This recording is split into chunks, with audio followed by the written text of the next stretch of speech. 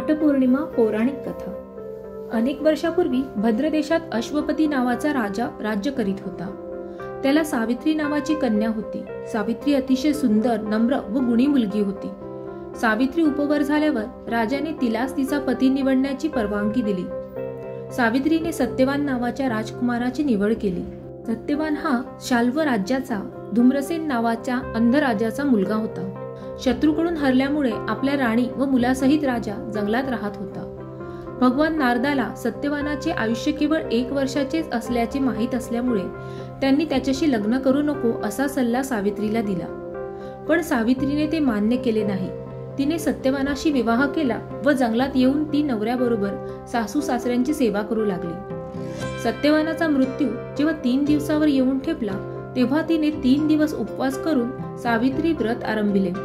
सत्यवान जंगलात लाकडे तोडण्यास निघाला असता सावित्री त्याच्या बरोबर गेली। लाकडे तोडता तोडता त्याला घेरी आली व तो जमिनीवर पडला।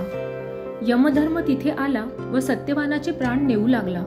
सावित्री यमाच्या मागे आपल्या पतीबरोबर जाऊ लागली। यमाने अनेक वेळा सावित्रीस परत जाण्यास सांगितले, पण तिने साफ नाकारले व पतीबरोबर जाण्याचा हट्ट धरला। अखेर कंटाळून यमाने तिला पती सोडून तिला 3 वर मागण्यास सांगितले।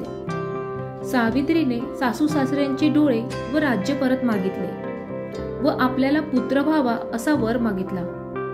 यमराजाने गफलतीने तथास्तु म्हटले।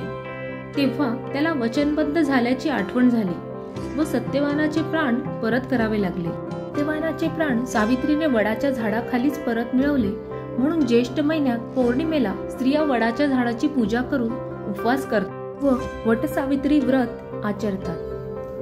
धन्यवाद।